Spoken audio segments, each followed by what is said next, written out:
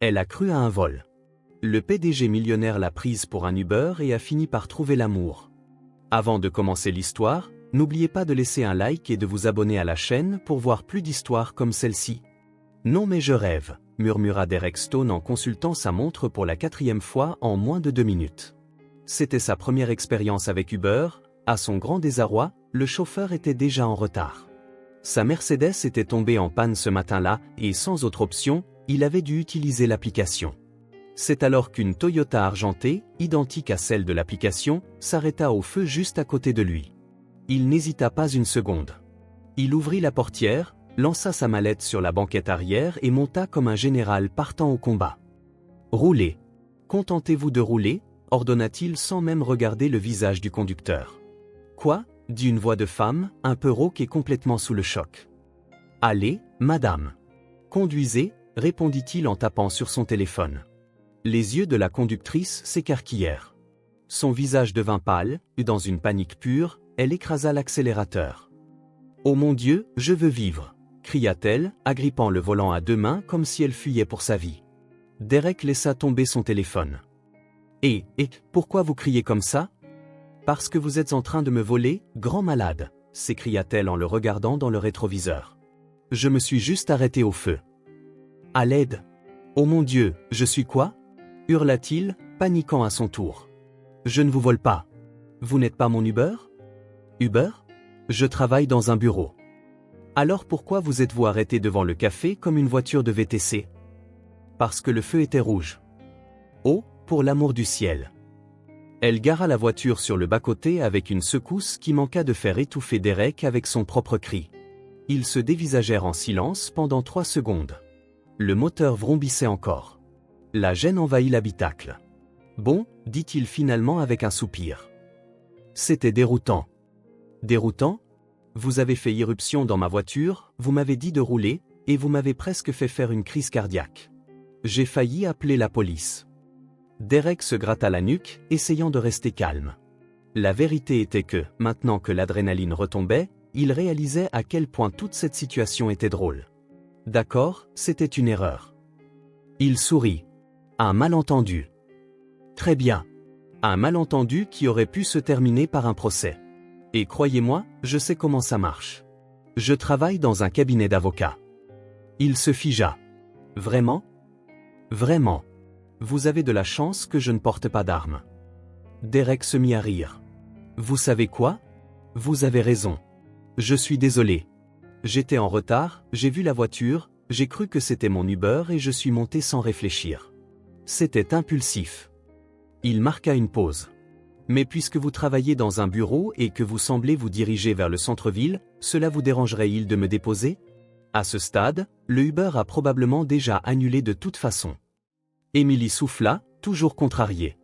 Mais il y avait quelque chose dans son expression, ou peut-être dans l'absurdité de la situation, qui la fit céder. D'accord, mais seulement parce que vous avez l'air d'un idiot perdu. Je suis peut-être perdu, mais je ne suis pas un idiot. Je suis Derek. Il tendit la main. Je suis Émilie, et soyons clairs, si vous tentez quoi que ce soit de suspect, j'encastre cette voiture dans un poteau. J'ai déjà été assez traumatisé pour aujourd'hui. Pendant le trajet, ils se taquinèrent. Émilie expliqua qu'elle était en retard parce que sa sœur avait éteint son réveil. Derek mentionna qu'il détestait les transports en commun. Elle qualifia ça de « problème de riche ». Il l'appela pilote de course. Ils rirent. Ils se plaignirent de la circulation. Et pendant un bref instant, ils oublièrent la folie qui avait commencé leur matinée. Quand ils atteignirent le grand immeuble de verre de Weston et bras à l'eau, Derek pointa du doigt. « C'est ici. Le cabinet où je travaille. »« Vraiment ?» Émilie arrêta la voiture en douceur. « Je travaille ici aussi. » Ses yeux s'écarquillèrent. « Vous plaisantez. »« Non, je suis l'assistante de Rory. Il travaille au 8e étage. » Je suis associé et je ne vous ai jamais vu là-bas. Eh bien, je n'ai jamais vu un avocat sauter dans des voitures au hasard en pleine rue non plus. Et pourtant, nous voilà. Derek la regarda un instant, intrigué. Émilie. Merci pour le trajet et pour l'expérience de mort imminente. C'était inoubliable. Elle rit. Remerciez-moi en m'offrant un café un de ces jours, mais la prochaine fois, vous feriez mieux de monter dans la bonne voiture.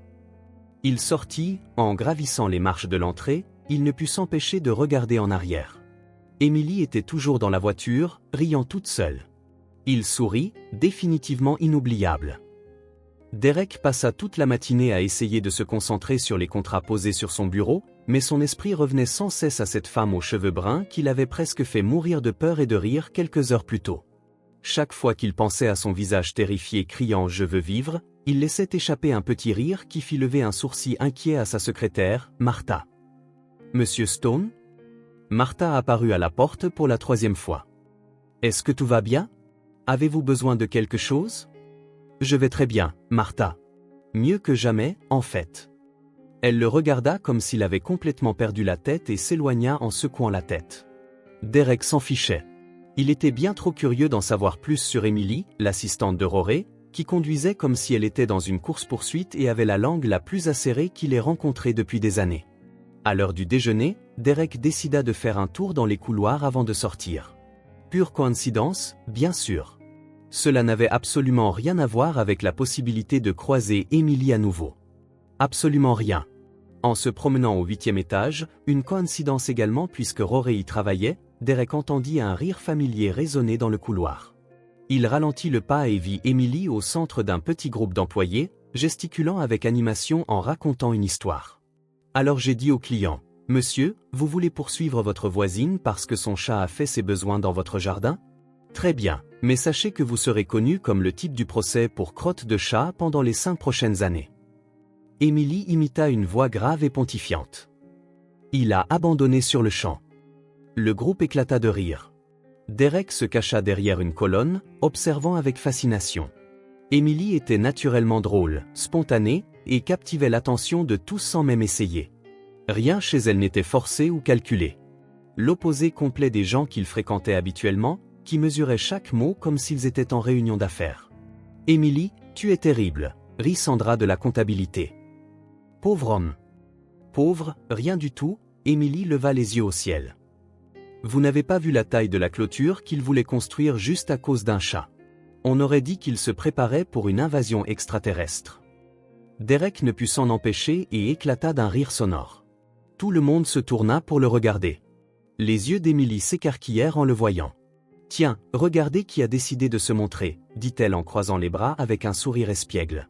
« L'homme qui s'introduit dans les voitures des autres. » « Et c'était un malentendu, » dit Derek en s'approchant, essayant de paraître décontracté. « Et d'après ce que j'ai entendu, vous avez des histoires bien plus embarrassantes que moi. Mes histoires n'impliquent pas de kidnapping involontaire. Techniquement, c'est vous qui m'avez kidnappé. Je suis juste monté dans la voiture. » Le groupe observait leur échange comme un match de tennis. Sandra chuchota quelque chose à sa collègue, qui se couvrit la bouche pour ne pas rire aux éclats. « Oh, bien sûr », feignit Émilie d'être offensée. « C'est de ma faute si je conduis ma propre voiture. C'est de votre faute si vous roulez à toute vitesse comme si vous étiez en Formule 1. J'ai accéléré parce que je pensais que vous étiez un criminel. Un criminel très bien habillé, au moins. » Émilie le toisa, regardant son costume parfaitement taillé. Bien habillé, peut-être, mais toujours suspect. Le groupe rit de nouveau, et Derek ressentit une étrange satisfaction à réussir à lui arracher ce sourire. Émilie avait une façon unique de taquiner. Directe mais pas cruelle. Intelligente mais pas arrogante. Et elle ne le traitait certainement pas avec la révérence habituelle qu'il recevait des autres employés du cabinet. « Bon, je vais déjeuner », annonça Émilie, attrapant son sac à main, avant qu'un autre avocat perdu ne décide de me kidnapper. Elle passa devant Derek, lui donnant un petit coup de joueur sur le bras. « Essayez de ne pas vous tromper de voiture à nouveau, d'accord ?» Et elle s'éloigna dans le couloir, laissant Derek planté là avec un sourire niais sur le visage. Ce qu'il ne remarqua pas, c'est que Rory observait toute la scène depuis l'autre bout du couloir, appuyé contre le cadre de la porte de son bureau. Il avait saisi chaque regard, chaque rire, chaque seconde de cet échange. Et il n'aimait pas ce qu'il voyait, surtout l'étincelle dans les yeux de Derek quand il regardait Émilie. Rory connaissait ce regard. Il l'avait déjà vu en réunion. Chaque fois que Derek jetait son dévolu sur une affaire importante ou une promotion qu'il convoitait, c'était le regard de quelqu'un qui avait trouvé son prochain objectif. Et c'était un problème, car Rory avait des sentiments pour Émilie. Des sentiments qu'il n'avait jamais eu le courage d'exprimer. mais qui grandissait en silence chaque jour où ils travaillaient ensemble. À chaque rire d'elle, à chaque moment où elle montrait son intelligence vive et sa bonne humeur contagieuse. Monsieur Roré. Émilie apparut à côté de lui, revenant de l'ascenseur. J'ai oublié mon portefeuille. Est-ce que ça va? Vous avez l'air soucieux. Je vais bien, Émilie, força-t-il un sourire. Je pensais juste aux affaires de l'après-midi. Oh, le procès de l'entreprise de construction. J'ai trié tous les documents que vous avez demandés.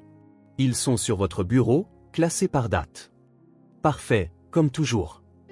Émilie sourit et entra dans le bureau pour prendre son portefeuille. Émilie, dit-il en se rapprochant. Quand vous reviendrez de déjeuner, pourrons-nous revoir les contrats de Peterson Associates? Quelque chose d'urgent est apparu. Bien sûr, monsieur Roré, répondit-elle aussitôt. Tout ce dont vous avez besoin. Quand Émilie sortit de la pièce avec Roré à ses côtés, Derek se tenait dans le couloir, discutant avec un autre avocat. Bon déjeuner, Émilie. Derek dit avec un sourire qui n'atteignit jamais ses yeux. Il hocha la tête. Derek, répondit Roré sur le même ton. Émilie regarda de l'un à l'autre, sentant une tension étrange dans l'air, mais sans pouvoir dire exactement ce que c'était. Bon, eh bien, j'y vais alors. À plus tard. Elle s'éloigna, laissant les deux hommes se regarder fixement. Derek fut le premier à rompre le silence. Roré, j'espère qu'il n'y a pas de problème à ce que je parle à Émilie. Un problème? Roré ajusta ses lunettes. Pourquoi y aurait-il un problème à ce que vous parliez à mon assistante? L'insistance sur le mot « mon » était subtile, mais Derek la capta immédiatement. Aucune raison particulière. Je voulais juste être sûr que nous restons tous professionnels ici. Nous l'avons toujours été, Derek. Toujours. Les deux hommes se séparèrent, chacun partant dans une direction différente dans le couloir, mais tous deux savaient que quelque chose avait changé ce matin-là. Le reste de la semaine, Derek continua d'inventer des excuses pour passer par le 8e étage. Il devait vérifier des dossiers au service juridique. Il voulait parler au personnel de recherche. Il avait oublié de signer des documents. Émilie, de son côté, commença à remarquer le manège. Et même si elle essayait de le nier, elle trouvait amusant de voir comment Derek tentait de paraître décontracté alors qu'il était évident qu'il faisait un détour pour la croiser. « Encore vous par ici ?» demanda-t-elle un jeudi en le voyant consulter des dossiers très près de son bureau. « J'ai le droit de me promener dans mon propre cabinet, non ? » Oui, mais généralement, les associés n'ont pas besoin de se promener dans le même couloir 5 fois par jour. Derek feignit d'être offensé. 5 fois. C'était au maximum 3. C'était 7. J'ai compté. Il rit, vaincu. D'accord. Vous m'avez eu. Derek Stone. Émilie se leva et croisa les bras. Vous êtes arrogant, importun, et vous n'avez clairement rien de mieux à faire. Derek attendit le mais. Il y avait toujours un mais quand quelqu'un commençait une phrase comme ça. Mais, continua-t-il, et il sourit, vous êtes aussi drôle, et je me suis en quelque sorte habitué à vos apparitions mystérieuses. En quelque sorte habitué à moi. Ne prenez pas la grosse tête. À partir de ce moment, les taquineries entre eux devinrent une partie de la routine. Derek se présentait avec une excuse bidon pour être au 8e étage. Émilie répondait par des remarques acerbes sur son dévouement au travail. Il l'appelait pilote kamikaze. Elle l'appelait associé perdu. Et Roré observait tout cela, sentant le nœud dans son estomac se serrer à chaque rire partagé, à chaque regard qui s'attardait. Chaque moment où il remarquait que Derek réussissait à faire sourire Émilie d'une manière qu'il n'avait jamais réussi. L'atmosphère au 8e étage se réchauffait définitivement et tout le monde savait que quelque chose allait se produire. Le lundi suivant, Derek décida qu'il avait perdu assez de temps avec des excuses. Il était temps d'adopter une approche plus directe. Après tout, il était Derek Stone. Quand il voulait quelque chose, il l'obtenait. Et ce qu'il voulait maintenant, c'était qu'Émilie travaille pour lui. Du moins, c'est ce qu'il se disait. Il la trouva dans la salle de pause, se préparant un café qui sentait bien trop bon pour être celui fourni par le cabinet. « Bonjour, Émilie. Café spécial aujourd'hui ?» « Bonjour, Derek, » répondit-elle sans le regarder, remuant son sucre un peu plus fort que nécessaire. « Oui, je l'ai apporté de chez moi. Le café d'ici a un goût horrible. »« Intéressant. Avez-vous toujours été aussi soucieuse du détail ?» Émilie le regarda enfin, méfiante. Derek Stone qui bavarde sur le café dans la salle de pause. « C'est nouveau. Qu'est-ce que vous voulez? Il rit. Il devait admettre qu'il aimait sa franchise. Je veux vous faire une offre. Si c'est pour d'autres leçons de conduite, la réponse est non. Mieux que ça. Derek s'approcha, adoptant sa posture la plus professionnelle. Je veux que vous veniez travailler avec moi en tant qu'assistante personnelle.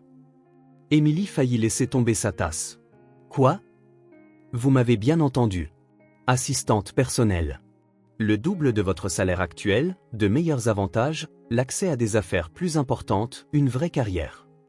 Emily le dévisagea un long moment, comme pour déterminer s'il était sérieux ou s'il s'agissait d'une blague élaborée. Derek, vous vous êtes cogné la tête en sortant de ma voiture? Je suis sérieux, Emily.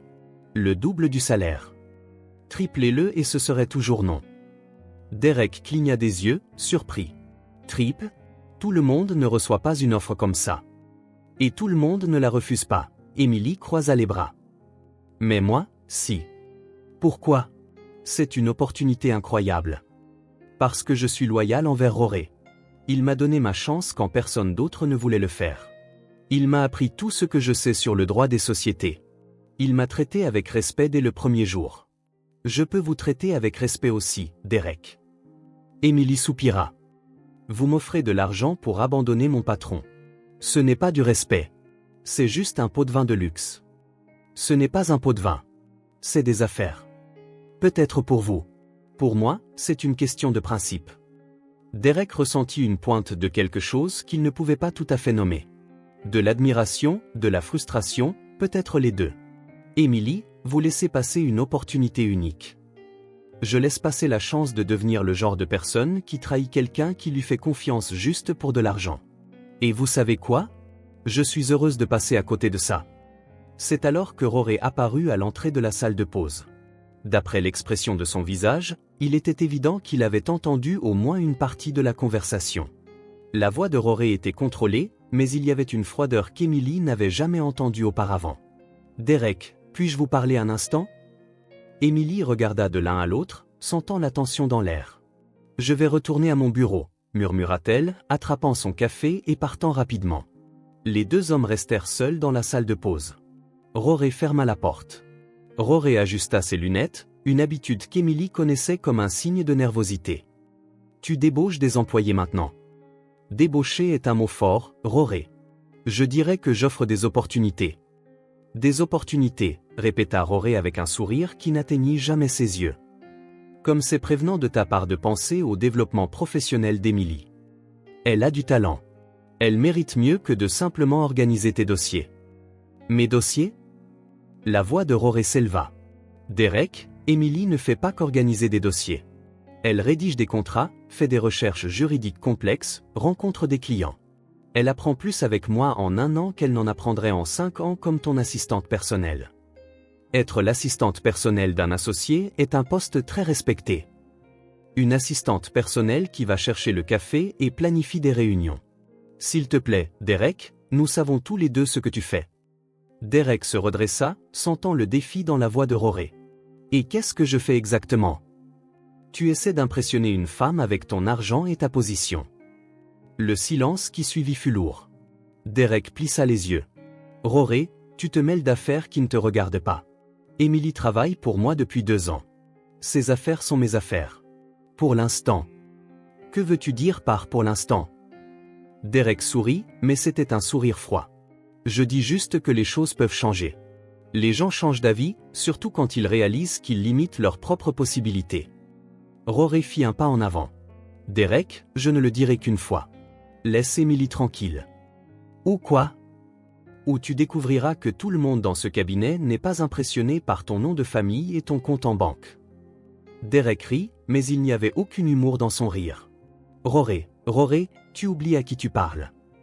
Je parle à quelqu'un qui essaie d'utiliser le pouvoir et l'argent pour obtenir ce qu'il veut, et ça, Derek, ça ne m'impressionne pas du tout. Bon à savoir, parce que je n'essaie pas de t'impressionner. Ils se dévisagèrent encore quelques secondes. Rory fut le premier à bouger, ouvrant la porte de la salle de pause. Cette conversation est terminée. Oui, acquiesça Derek, ajustant sa cravate. Elle est terminée. Mais tous deux savaient que la conversation ne faisait que commencer. Dans les jours qui suivirent, la tension au bureau devint palpable. Les employés remarquèrent que Rory et Derek, qui entretenaient auparavant une relation professionnelle cordiale, se saluaient à peine dans les couloirs. Derek continuait de se présenter au 8e étage, mais ses visites avaient désormais un but moins subtil. Il louait le travail d'Emily à voix haute, mentionnait des affaires intéressantes à venir dans son département, et trouvait toujours un moyen de faire comprendre que son offre tenait toujours. Emily, dit-il un mercredi en passant devant son bureau, ce rapport sur les fusions d'entreprises que vous avez fait la semaine dernière était excellent, très perspicace. Merci, répondit-elle sans lever les yeux de ses documents. Vous avez un talent naturel pour l'analyse stratégique. C'est rare de trouver quelqu'un avec votre intuition des affaires. Emily le regarda enfin. Derek, vous faites ça exprès. Faire quoi? Être, je ne sais pas, complimenteur. Vous n'étiez jamais comme ça avant. Peut-être que j'ai juste mis du temps à réaliser à quel point vous êtes doué dans ce que vous faites. Ou peut-être que vous essayez de me convaincre d'accepter votre offre en utilisant une stratégie différente. Derek sourit. Vous me connaissez bien. Je vous connais assez pour savoir que vous n'abandonnez pas facilement. C'est une qualité admirable chez un avocat. Ça peut être admirable, Emily se pencha en arrière sur sa chaise. Mais ça peut aussi être agaçant. Agaçant comment? Comme quand vous insistez pour obtenir une réponse qui a déjà été donnée. Rory, qui sortait de son bureau, avait assisté à tout l'échange. Il s'approcha du bureau d'Emily avec une expression sérieuse. Emily, j'ai besoin que vous révisiez les contrats d'Henderson et NC. Il y a quelques clauses qui doivent être réécrites. Bien sûr, monsieur Rory. Je m'en occupe tout de suite. Derek observa l'échange, remarquant comment Emily accordait immédiatement toute son attention à Rory, comment elle le traitait avec un respect sincère qui allait au-delà de la hiérarchie professionnelle. Et cela le dérangeait plus qu'il ne voulait l'admettre. Eh bien, Derek frappa doucement dans ses mains. Je vais vous laisser travailler. Emily, si vous changez d'avis sur mon offre? Je ne le ferai pas, le coupa-t-elle, sans être impoli. On ne sait jamais, Derek lui fit un clin d'œil et s'éloigna. Rory attendit que Derek soit hors de vue avant de parler. Emily, j'espère que vous savez que vous n'êtes pas obligé d'être poli avec lui si vous ne le voulez pas. Je sais, monsieur Rory, mais être impoli ne résoudra rien. Et honnêtement, je pense qu'il se lassera bientôt et passera à autre chose. Rory en doutait sérieusement. Il connaissait Derek depuis des années, et il savait qu'une fois que Derek se fixait un objectif, il ne s'arrêtait pas avant de l'avoir atteint. Le problème était que Rory ne savait plus si l'objectif de Derek était de gagner Emily en tant qu'employé ou en tant que quelque chose de plus, et cette incertitude commençait à lui coûter son sommeil. Au fil de la semaine, d'autres employés commencèrent à commenter la guerre froide entre les deux avocats. Sandra de la comptabilité paria avec sa collègue des RH que quelque chose exploserait d'ici vendredi. Martha, la secrétaire de Derek, mentionna à la réceptionniste qu'elle n'avait jamais vu son patron aussi concentré sur un projet. Et Emily essayait de garder les choses normales, mais elle commençait à réaliser qu'elle était devenue le centre d'un conflit qu'elle n'avait pas demandé et qu'elle ne savait pas comment gérer. Ce qu'elle ne savait pas, c'est que Derek avait déjà décidé de sa prochaine stratégie, et que Rory préparait sa défense. La guerre de la gentillesse commença le mardi matin. Emily arriva à son bureau et trouva un café gourmet du café le plus cher du quartier, encore fumant, avec un petit mot, pour la meilleure assistante juridique de Manhattan. DS, elle chercha Derek du regard, mais il était quelque part, prétendant n'avoir rien à voir avec ça. Chic, murmura Sandra en passant devant son bureau. Quelqu'un essaie de t'impressionner. 15 minutes plus tard, Rory se présenta avec une boîte de beignets de la boulangerie préférée d'Emily, la petite et chaleureuse à 2 rues du bureau. J'ai pensé que tu voudrais quelque chose de sucré pour accompagner le café, dit-il en posant la boîte sur son bureau avec un sourire qui se voulait décontracté. Emily regarda le café cher, puis les beignets de style artisanal, et enfin Rory. Monsieur Rory, vous n'auriez pas dû. Bien sûr que si. Vous travaillez dur et vous méritez d'être gâté de temps en temps. Derek, qui passait par là à ce moment précis, s'arrêta et observa la scène. Ses yeux se plissèrent en voyant Emily sourire à Rory en choisissant un beignet. Le mercredi, ce fut le tour de l'imprimante. Emily se battait avec la machine récalcitrante qui refusait d'imprimer un contrat important quand Derek apparut de nulle part comme une sorte de super-héros de la technologie. « Problème d'imprimante ?» demanda-t-il, retroussant déjà ses manches comme s'il s'apprêtait à opérer. « Elle fait ce bruit bizarre et n'imprime rien », expliqua Emily, frustrée. Derek appuya sur quelques boutons, ouvrit et ferma quelques bacs, et miraculeusement, l'imprimante revint à la vie. « Voilà, dit-il avec un sourire victorieux. Il fallait juste une main d'homme. »« Wow, merci. Comment saviez-vous quoi faire ? J'ai mes talents cachés. » Ce qu'Emily ne savait pas, c'est que Derek avait cassé l'imprimante exprès la veille au soir, restant tard au bureau pour programmer une petite erreur dans le système que lui seul saurait réparer. Rory, observant depuis l'encadrement de la porte de son bureau, fronça les sourcils.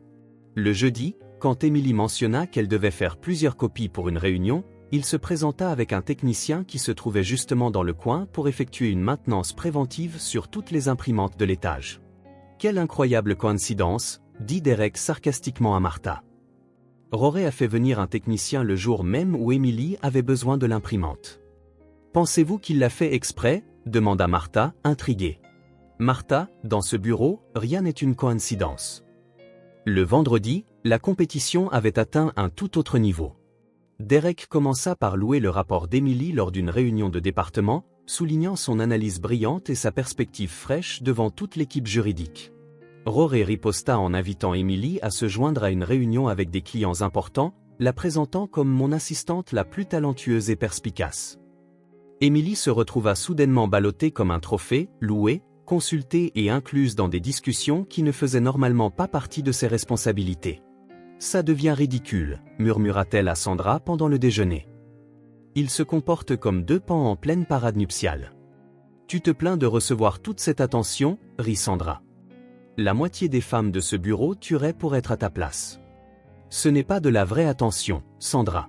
C'est de la stratégie. Ils m'utilisent comme un pion dans un jeu que je ne comprends pas entièrement. »« Oh, Emily, tu comprends très bien. Tu ne veux juste pas l'admettre. » Emily soupira. Sandra avait raison. Elle savait exactement ce qui se passait. Et même si elle essayait de prétendre que ce n'était qu'une question de travail, il y avait plus que ça. La façon dont Derek la regardait quand il pensait qu'elle ne le voyait pas. La façon dont Rory s'illuminait chaque fois qu'elle riait à l'une de ses blagues.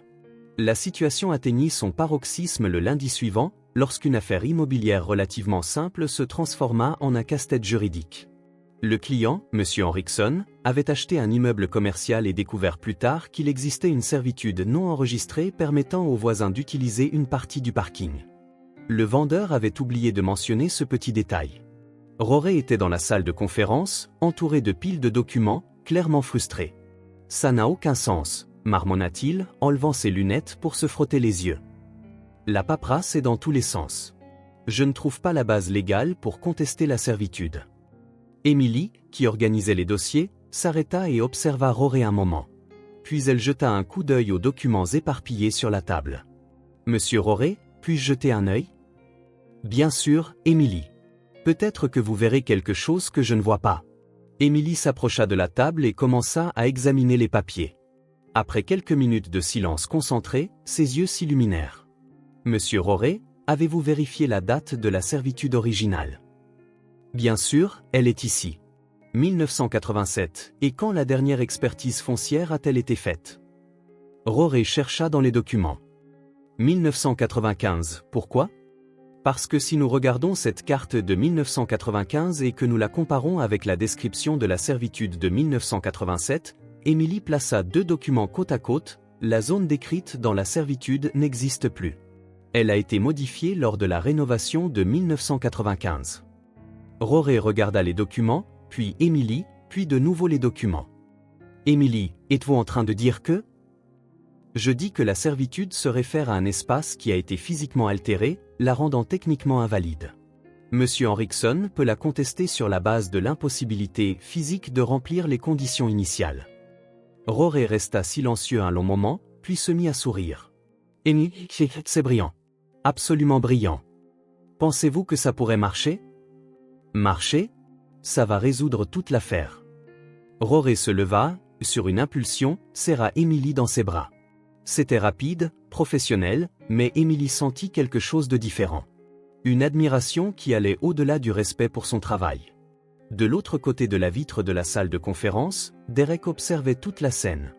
Il vit le moment de la découverte, vit Rory serrer Emily dans ses bras, vit le bonheur sincère dans leurs deux regards, et il ressentit une pointe de jalousie qui le surprit par son intensité. Ce n'était pas seulement de la jalousie professionnelle. C'était quelque chose de plus personnel, de plus primal. Derek réalisa avec une clarté inconfortable qu'il ne voulait pas seulement qu'Emily travaille pour lui. Il voulait Emily. Point final. Dans les jours qui suivirent, le nom d'Emily commença à circuler dans les couloirs avec un nouveau type de respect. L'assistante qui a sauvé l'affaire Henriksen, la jeune femme que Rory ne cesse de louer, la fille qui a le sens du détail. Emily sentit le changement. Les gens la saluaient différemment. D'autres avocats s'arrêtaient pour lui demander son avis sur des affaires. Elle n'était plus seulement l'assistante de Rory. Elle devenait Emily, l'assistante talentueuse.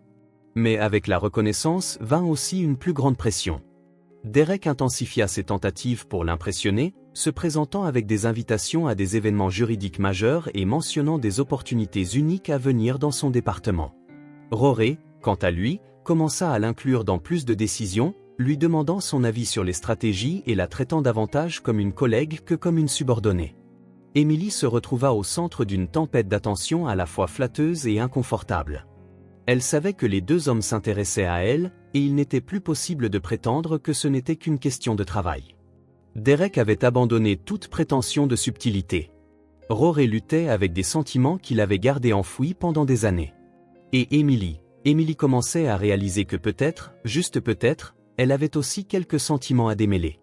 La bataille de la gentillesse s'était transformée en quelque chose de beaucoup plus compliqué, et tout le monde au bureau savait que quelque chose était sur le point d'exploser.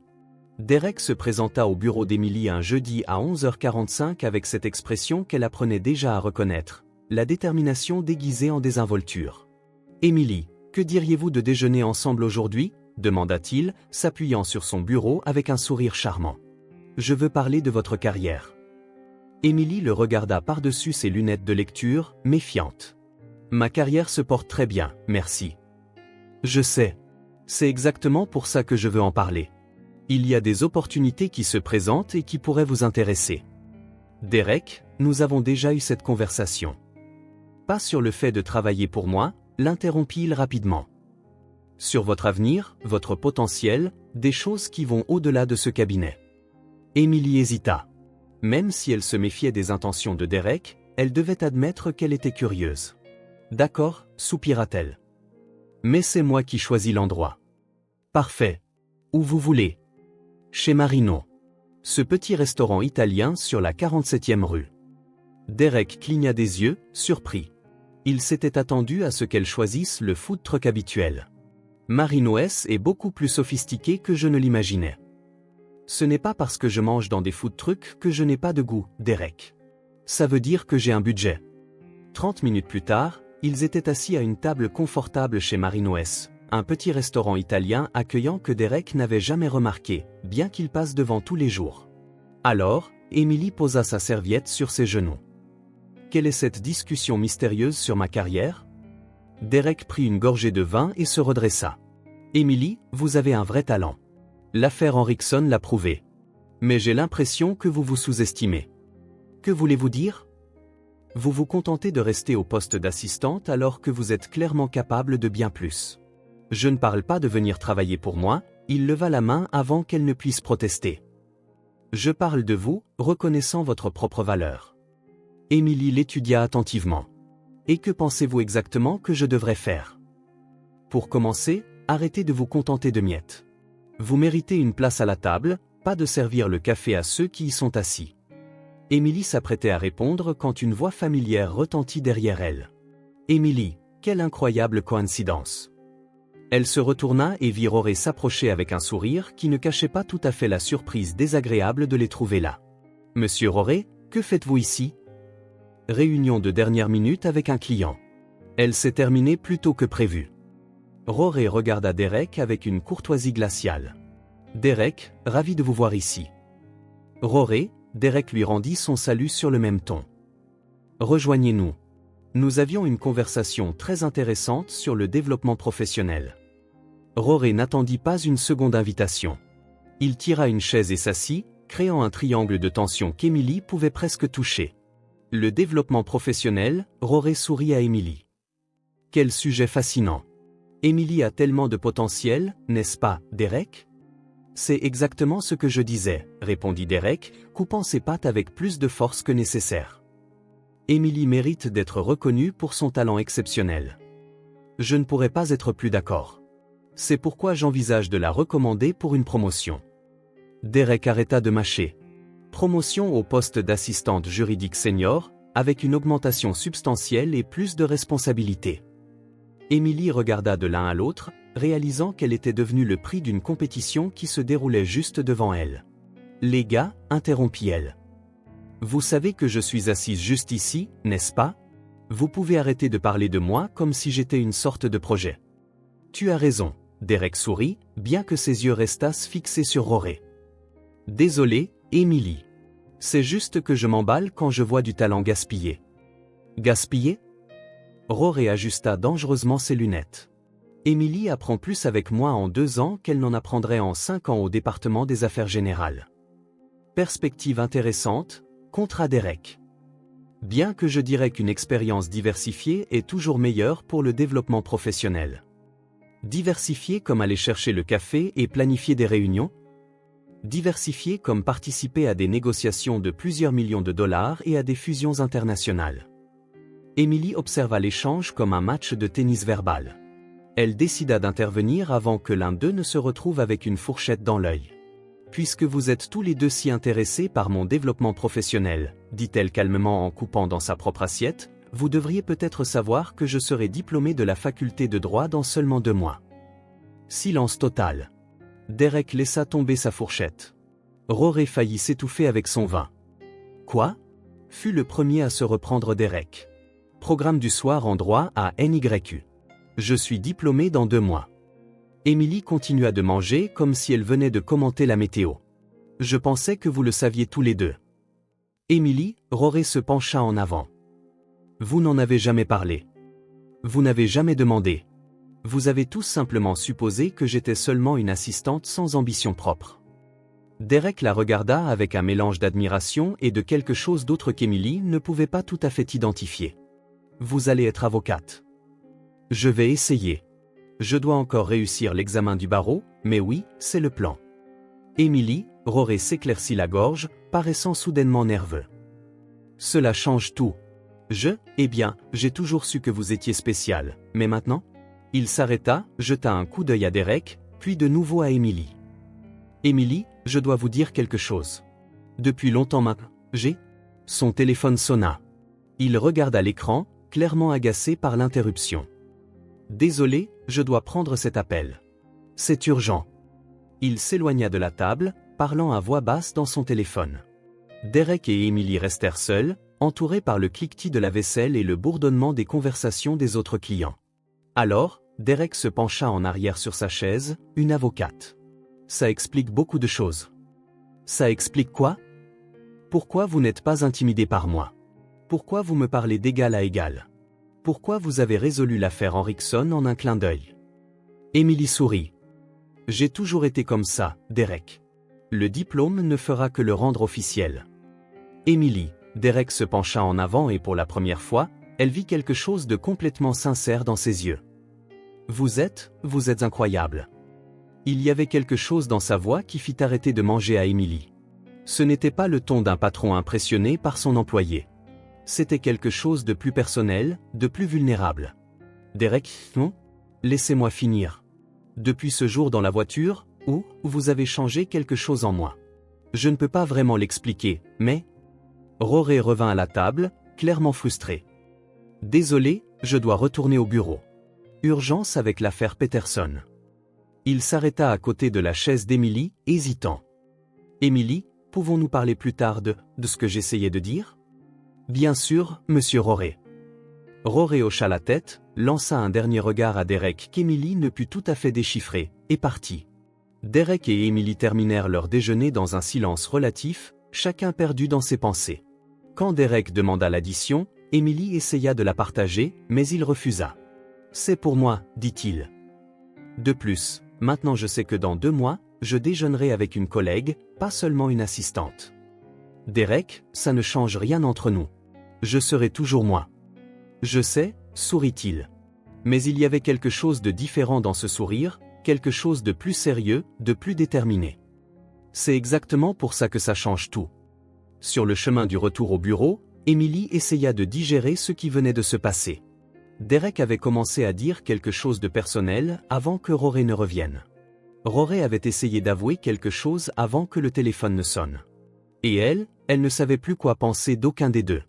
De retour au bureau, Emily essaya de reprendre sa routine normale, mais elle sentait les regards. Derek passa devant son bureau 3 fois en 1 heure, trouvant toujours une excuse. Rory resta dans son bureau, attendant clairement une chance de reprendre la conversation interrompue. « J'ai besoin d'une aspirine », murmura Emily à Sandra, qui avait observé tout le drame se dérouler. « Chérie, ce dont tu as besoin, c'est d'une thérapie. 2 hommes s'intéressent à toi, et tu te plains. Ce n'est pas si simple, Sandra. Pourquoi pas? L'un est riche, beau et puissant. L'autre est intelligent, gentil et t'adore depuis des années. Quel est le problème? Emily soupira. Le problème, c'est que je ne sais pas si je peux encore les voir comme de simples collègues, et ça complique tout. Sandra sourit. Oh, chérie. Enfin, tu l'as admis. Admis quoi? Que tu es intéressée aussi. Maintenant, la question, lequel? Emily jeta un coup d'œil au bureau de Rory, puis à l'ascenseur où Derek venait de disparaître. Bonne question. Une question à laquelle elle n'avait toujours pas de réponse. Lundi commença comme n'importe quel autre jour, jusqu'à ce que Richard Peterson III, avocat senior et égo ambulant, réussisse à transformer ce qui aurait dû être une simple audience préliminaire en l'équivalent juridique du Titanic. L'affaire Morrison contre Technocore était la plus importante du cabinet ce trimestre-là. Un litige de propriété intellectuelle portant sur 50 millions de dollars. Richard, dans son infinie sagesse, avait décidé d'improviser pendant l'audience et avait fini par admettre par inadvertance que son client avait utilisé un code propriétaire sans autorisation. En d'autres termes, il avait pratiquement offert l'affaire à la partie adverse sur un plateau d'argent avec un ruban doré. La salle de conférence principale était en état de désastre public. 6 avocats seniors, dont Derek et Rory, étaient réunis dans une atmosphère qui ressemblait plus à des funérailles qu'à une réunion de stratégie. Comment quelqu'un peut-il réussir à gâcher les choses à ce point? Derek se frotta les tempes. C'était juste une audience préliminaire. Richard a dit qu'il sentait le moment. Rory ajusta ses lunettes avec résignation. Apparemment, le moment lui a dit d'avouer. Nous sommes ruinés, gémit Patricia Morrison, l'avocate en charge du département de la propriété intellectuelle. 50 millions de dollars jetés par les fenêtres parce que Richard a décidé d'être spontané. Emily était dans un coin de la pièce, organisant tranquillement les documents qu'elle avait préparés pour la réunion. Techniquement, elle n'était pas censée être là. Les assistants n'assistaient pas aux réunions de crise, mais Rory avait insisté pour qu'elle apporte tous les dossiers de l'affaire. Il doit y avoir quelque chose. Derek martelait la table de frustration. Une faille, un précédent, quelque chose? Derek, il n'y a rien, intervint Patricia. Richard a admis l'utilisation non autorisée lors d'une audience publique avec des journalistes présents. C'est dans le dossier officiel. Et si nous contestions la compétence du tribunal, suggéra Marcus, un autre associé. Sur quelle base? Soupira Rory. L'affaire relève clairement de sa compétence. Erreur de procédure? Il n'y a pas eu d'erreur de procédure. Il y a eu Richard étant Richard. Emily continuait d'organiser les papiers, mais elle écoutait chaque mot. Elle connaissait cette affaire mieux que quiconque dans la pièce. Elle avait passé des semaines à organiser chaque document, chaque précédent, chaque détail technique, et elle avait remarqué quelque chose que personne d'autre ne semblait avoir vu. Peut-être, murmura-t-elle plus pour elle-même que pour le groupe. Rory la regarda. « Emily, vous avez dit quelque chose ?» Tous les yeux se tournèrent vers elle. Emily sentit ses joues rougir, mais elle prit une profonde inspiration. « Eh bien, peut-être qu'il y a une issue. » Derek haussa un sourcil. « Que voulez-vous dire ?» Emily s'approcha de la table, étalant quelques documents. Richard a admis avoir utilisé le code, n'est-ce pas? Mais a-t-il précisé quelle version du code a été utilisée? Emily, dit Patricia. Cela n'a pas d'importance. Un code est un code. En fait, poursuivit Emily en ignorant l'interruption, ça a de l'importance. Parce que si nous regardons ici, elle pointa un document, Technocore a enregistré 3 versions différentes de ce code.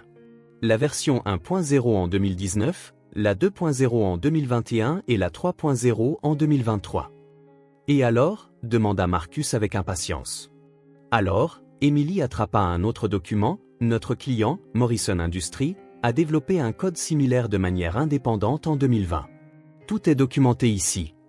Elle étala une série de papiers, registres de développement, emails internes, notes de programmeur. La pièce devint silencieuse. Derek se pencha en avant. Continuez.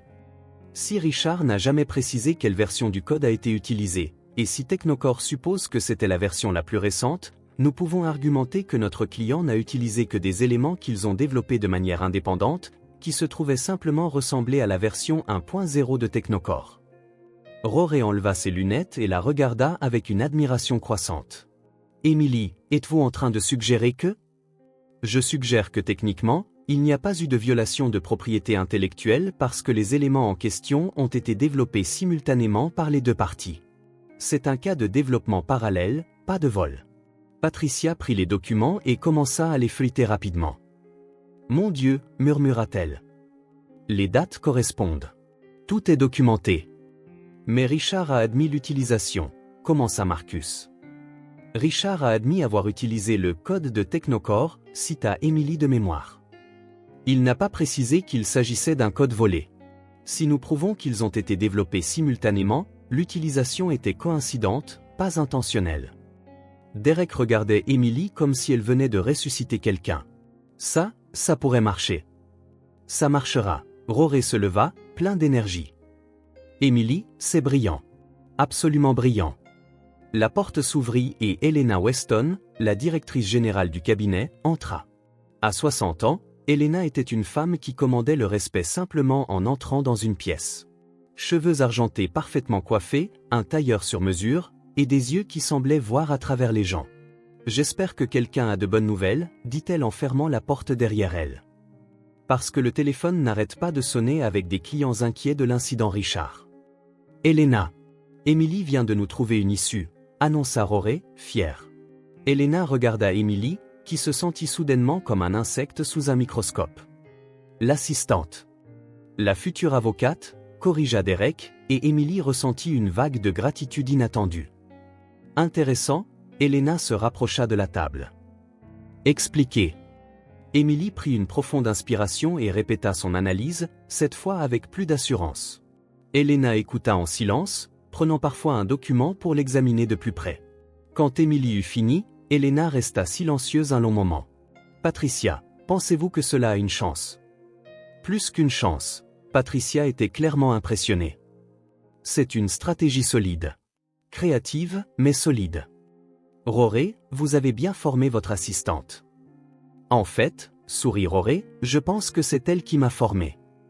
Helena regarda de nouveau Émilie. Quel âge avez-vous? 24 ans, madame. Une expérience juridique antérieure?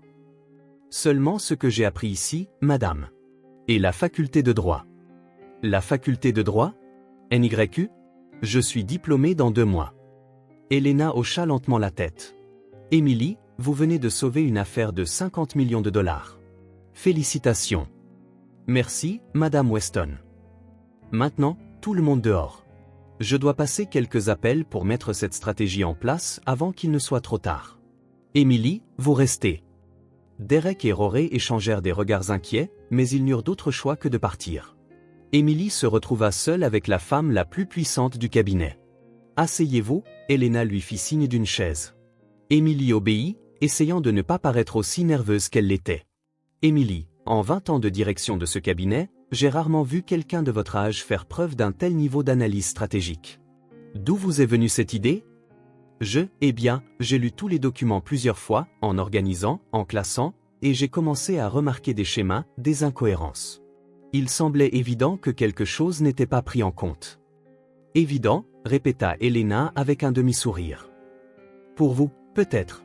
Pour 6 avocats seniors avec des décennies d'expérience, apparemment pas. Émilie ne sut quoi dire. Émilie, avez-vous des projets après votre diplôme? Pas encore, madame. Je pensais essayer quelques cabinets plus petits, acquérir de l'expérience. Et si vous acquériez de l'expérience ici? Émilie cligna des yeux. Que voulez-vous dire? Je veux dire, en tant qu'avocate junior travaillant directement avec moi. Le silence qui suivit ne fut rompu que par le son étouffé des téléphones qui sonnaient à l'extérieur. Madame Weston, je ne sais pas quoi dire. Dites que vous y réfléchirez, mais ne prenez pas trop de temps. Un talent comme le vôtre ne se présente pas tous les jours. Elena se leva. Maintenant, allez. Je dois sauver cette affaire en utilisant votre brillante idée. Emily quitta le bureau, un peu chancelante. Dans le couloir, elle trouva Derek et Rory qui attendaient anxieusement. Alors, demanda immédiatement Rory. Que voulait-elle? Derek s'approcha. Emily regarda les deux hommes, digérant encore ce qui venait de se passer. Je crois que je viens de recevoir une offre d'emploi. Derek et Rory échangèrent un regard, réalisant tous les deux en même temps. Emily ne serait plus seulement l'assistante pour laquelle ils se battaient. Dans 2 mois, elle serait une avocate. Et maintenant, apparemment, elle serait une avocate travaillant directement avec Elena Weston. Le jeu avait complètement changé, et ni Derek ni Rory ne savaient plus quelles étaient les règles. Le lendemain matin, Emily était encore en train de digérer les événements de la veille lorsque Martha apparut à son bureau avec une expression solennelle. Emily, Madame Weston veut vous voir dans son bureau. Maintenant. Le bureau d'Elena se trouvait au dernier étage, un endroit qu'Emily n'avait visité qu'une seule fois en 2 ans au cabinet pour livrer des documents urgents. C'était un sanctuaire d'efficacité et d'élégance, avec une vue panoramique sur Manhattan et un bureau qui semblait avoir été sculpté dans un seul arbre ancien. Elena se tenait derrière le bureau, parlant au téléphone d'un ton autoritaire.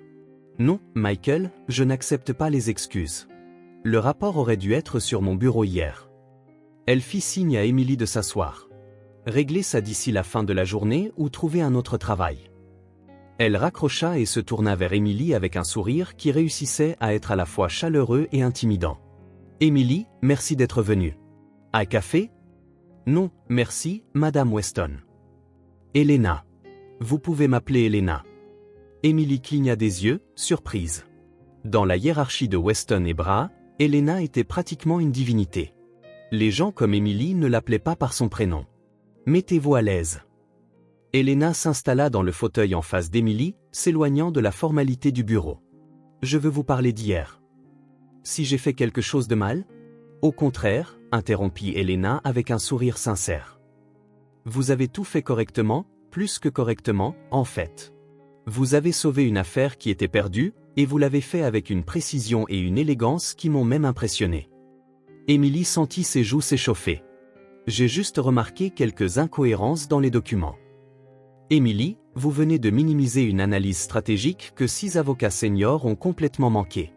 Ce n'est pas simplement remarquer des incohérences. C'est un vrai talent. Elena se pencha en arrière dans son fauteuil, étudiant attentivement Emily. Parlez-moi de vous, de votre histoire, de vos objectifs. Qu'est-ce qui vous a amené ici? Emily hésita un instant, puis commença à parler. Elle raconta son enfance dans le Queens, son travail à temps partiel pendant ses études, son choix du droit parce qu'elle voulait faire une différence dans le monde. Elena écouta attentivement, posant des questions ciblées qui montraient qu'elle était réellement intéressée. Et pourquoi avez-vous choisi de rester ici en tant qu'assistante pendant 2 ans au lieu de chercher des opportunités dans d'autres cabinets? Rory, répondit Emily sans hésiter. Je lui devais bien ça. Elena hocha la tête, approuvant clairement la réponse. La loyauté est une qualité rare de nos jours. Mais Emily, il arrive un moment où la loyauté peut devenir une limite à votre propre croissance. Que voulez-vous dire? Je veux dire que vous avez un talent qui va bien au-delà de l'organisation de dossiers et de la planification de réunions. Hier, vous avez prouvé que vous pouvez penser de manière stratégique, agir sous pression et trouver des solutions créatives à des problèmes complexes. Ce sont les qualités d'une avocate de premier plan, pas d'une assistante. Emily sentit son cœur s'emballer. Madame Weston? Elena, que dites-vous? Je veux que vous travailliez directement avec moi en tant qu'assistante exécutive, avec des responsabilités qui vont bien au-delà de ce que vous faites actuellement. Vous assisteriez aux réunions stratégiques, aideriez à façonner les politiques du cabinet, travailleriez sur des affaires de premier plan. Ce serait une transition naturelle pour le moment où vous serez diplômée et deviendrez officiellement une avocate. Emily resta silencieuse, essayant de digérer l'offre. C'est inattendu. Emily, je vais être directe avec vous. J'ai observé votre situation avec Rory et Derek ces dernières semaines. Ce sont tous deux des hommes excellents, mais ils vous regardent à travers des lentilles différentes. Rory voit l'assistante loyale qu'il veut protéger. Derek voit le défi qu'il veut gagner. Moi, je vois la future avocate qui a besoin d'espace pour grandir. Émilie se redressa sur sa chaise. Et que proposez-vous exactement? Je vous offre la chance d'être vue pour ce que vous êtes réellement. Une professionnelle talentueuse avec un potentiel illimité. En travaillant avec moi, vous aurez une exposition aux aspects les plus stratégiques du cabinet, un réseau avec des clients majeurs et une expérience qui vous préparera à devenir un jour associé. Associé? Émilie faillit s'étouffer. Pourquoi pas? Si vous continuez à faire preuve du genre de perspicacité que vous avez montré hier, je ne vois aucune raison pour que vous n'y arriviez pas en quelques années. Émilie regarda par la fenêtre, voyant la ville s'étendre à l'infini devant elle. 2 semaines plus tôt, sa plus grande préoccupation était de survivre à la guerre froide entre Derek et Rory. Maintenant, la femme la plus puissante du cabinet lui offrait un avenir qu'elle n'avait jamais osé imaginer. Elena sourit. Et pour la première fois depuis qu'Émilie la connaissait, elle avait l'air sincèrement heureuse. Excellent. Vous pouvez commencer lundi prochain. Je ferai préparer votre nouveau bureau. Un nouveau bureau? Vous aurez besoin de votre propre espace. Et Émilie, félicitations. Vous venez de faire le premier pas vers une brillante carrière. La nouvelle se répandit dans le cabinet comme une traînée de poudre. À l'heure du déjeuner, tout le monde savait qu'Emily Carter avait été promue assistante exécutive d'Elena Weston. Derek l'apprit de Martha, qui l'apprit de la secrétaire d'Elena, qui avait vu Emily quitter le bureau de sa patronne avec un sourire radieux. Rory l'apprit quand Emily vint dans son bureau pour lui parler. « Monsieur Rory ». Elle frappa à la porte, entrant avec un regard à la fois déterminé et désolé. « J'ai besoin de vous parler ». Rory la regarda et sut immédiatement que quelque chose avait changé. Il y avait quelque chose de différent dans la posture d'Emily, une nouvelle confiance qui n'était pas là la veille. « Bien sûr, Emily, asseyez-vous. Je préfère rester debout.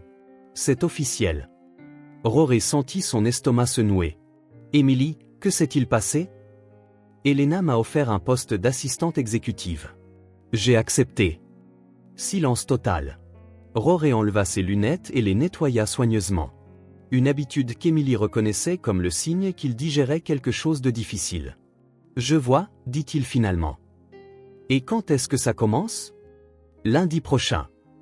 C'est très bientôt. Rory, Emily s'approcha de son bureau. Je veux que vous sachiez que cette décision n'a rien à voir avec notre partenariat. Vous avez été un mentor incroyable pour moi. Vous m'avez appris tout ce que je sais. Mais vous devez penser à vous, termina Rory avec un sourire triste. Emily, je comprends. Vraiment. Vous n'êtes pas en colère? En colère? Rory eut un rire sans joie. Emily, je suis fier. Vous faites exactement ce que vous devriez faire. C'est juste. Il s'arrêta, la regardant avec une expression qu'Emily n'avait jamais vue auparavant. C'est juste que vous me manquerez plus que vous ne le devriez. Emily sentit une douleur dans sa poitrine, mais elle tint bon. Rory, vous serez toujours spécial pour moi, mais je dois le faire. Je dois penser à mon avenir. Je sais, soupira-t-elle. Et vous avez raison. Derek, en revanche, ne prit pas la nouvelle aussi bien. Elle a fait quoi? Cria-t-il presque à Martha, qui avait fait l'erreur de mentionner nonchalamment la promotion d'Emily. Monsieur Stone, est-ce que ça va? Derek passa une main dans ses cheveux, les décoiffant pour la première fois depuis que Martha le connaissait. Elena Weston. Bien sûr, ce serait Elena Weston. Monsieur? Rien, Martha, vous pouvez y aller. Derek se retrouva seul dans son bureau, regardant par la fenêtre sans vraiment rien voir. Il avait complètement sous-estimé Emily. Il pensait pouvoir la gagner avec du charme et des offres financières, mais elle avait choisi quelque chose qu'il ne pouvait pas lui donner, un respect professionnel sincère et une réelle opportunité de grandir. Et cela le dérangeait plus qu'il ne voulait l'admettre. Dans les jours qui suivirent, la transformation d'Emily fut visible pour tout le monde. Elle marchait dans les couloirs la tête haute, saluait ses collègues avec une nouvelle confiance, et quand Derek ou Rory essayait de lui parler, elle répondait avec une courtoisie professionnelle, mais sans la familiarité qu'elle avait autrefois. Emily, Derek l'intercepta vendredi près de l'ascenseur. Félicitations pour la promotion. Merci, Derek. Puis-je vous inviter à prendre un café pour fêter ça? Emily le regarda calmement. Derek, j'apprécie l'invitation, mais je pense qu'il est préférable que nous gardions notre relation strictement professionnelle à partir de maintenant. Emily. J'ai une réunion avec Elena dans 5 minutes. Excusez-moi. Elle entra dans l'ascenseur, laissant Derek planté là, réalisant qu'il avait perdu quelque chose qu'il ne savait même pas qu'il désirait si ardemment. Ce soir-là, Derek resta tard au bureau, réfléchissant. Emily n'était plus l'assistante qu'il pouvait impressionner avec le pouvoir et l'argent. Elle était devenue une professionnelle respectée avec ses propres objectifs et son propre chemin. S'il voulait avoir une chance avec elle, et il commençait à réaliser qu'il le voulait désespérément, il devrait trouver une toute autre façon de l'approcher. Il devrait découvrir qui était vraiment Derek Stone au-delà du nom de famille et du compte en banque. Et pour la première fois depuis des années, cela l'effrayait autant que cela l'excitait.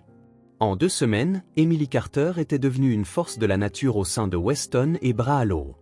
Son nouveau bureau au 15e étage, petit mais avec une vue sur Central Park, était devenu une destination pour les avocats juniors cherchant des conseils, les secrétaires ayant besoin d'approbation et les clients qui avaient entendu parler de la brillante jeune femme travaillant avec Elena. Emily découvrit qu'elle avait un talent naturel pour naviguer dans la politique d'entreprise. Elle parvenait à être ferme sans être impolie, autoritaire sans être arrogante, et elle gardait son sens de l'humour, même face à des égos de la taille de gratte-ciel. Elle raconta à son ami pendant le déjeuner, « Hier, j'ai dû expliquer à un client millionnaire pourquoi il ne peut pas poursuivre l'océan Atlantique pour être trop humide. » Tu plaisantes. Non. Il a glissé sur une plage privée et veut tenir quelqu'un pour responsable. Il a suggéré que l'océan devrait être accompagné d'un avertissement indiquant que l'eau est mouillée. Sandra rit si fort qu'elle faillit s'étouffer avec son sandwich. Et comment as-tu géré ça? Je lui ai dit que nous chercherions des précédents dans des affaires contre des étendues d'eau. Il s'est enthousiasmé, pensant que nous allions vraiment le faire. Emily, tu es terrible. Je suis stratégique. Elena a dit que parfois, nous devons donner aux clients l'illusion que leurs idées folles sont prises en considération avant de les guider vers quelque chose de sensé. C'était ce genre de perspicacité qui faisait briller Emily dans son nouveau poste. Elena avait eu absolument raison. Emily n'était pas seulement intelligente. Elle était politiquement et émotionnellement intelligente. Une combinaison rare dans le monde juridique. Derek remarqua le changement immédiatement. Emily ne marchait plus dans les couloirs comme une assistante, essayant de ne déranger personne. Maintenant, elle se déplaçait avec détermination, saluait les gens par leur nom, et quand quelqu'un essayait de l'ignorer ou de la traiter avec condescendance, elle avait une manière subtile mais efficace de leur rappeler qui elle représentait. Un mercredi, Derek la vit remettre un avocat senior d'un autre département à sa place. Mademoiselle Carter, avait dit l'homme d'un ton paternaliste, je suis sûr qu'Elena ne veut pas être dérangée par des détails mineurs comme les budgets de voyage. Emily répondit avec un sourire doux qui n'atteignit jamais ses yeux. Elena m'a spécifiquement demandé de revoir tous les budgets de plus de $1000. Et je vois ici que vous demandez une suite présidentielle pour 5 nuits à Las Vegas pour une conférence juridique d'une journée. Je suis sûr que c'était juste une faute de frappe. Eh bien, je veux dire, je vais l'ajuster à une chambre standard pour une nuit. Elena sera très reconnaissante pour les économies. Williams quitta la pièce visiblement plus petit qu'à son entrée. Derek, qui avait assisté à tout l'échange de loin, ressentit un mélange d'admiration et de quelque chose de plus primal qu'il préférait ne pas analyser. Un jeudi, ils se croisèrent dans l'ascenseur. « Bienvenue dans la politique d'entreprise », commenta Derek alors que les portes se fermaient, les laissant seuls. « Je vous ai vu gérer Williams hier. »« Je ne dressais personne, » répondit Emily, bien qu'il y eût une étincelle espiègle dans ses yeux. « Je donnais juste une leçon sur l'efficacité budgétaire. » Avec un sourire à vous glacer le sang. « Vous avez remarqué mon sourire » demanda-t-elle en se tournant pour le regarder droit dans les yeux. Derek sentit quelque chose se serrer dans sa poitrine. Il y avait de la taquinerie dans son ton, mais aussi quelque chose de plus sérieux. Emily n'évitait plus les conversations personnelles avec lui. « Je remarque beaucoup de choses sur vous, Emily. »« Attention, Derek.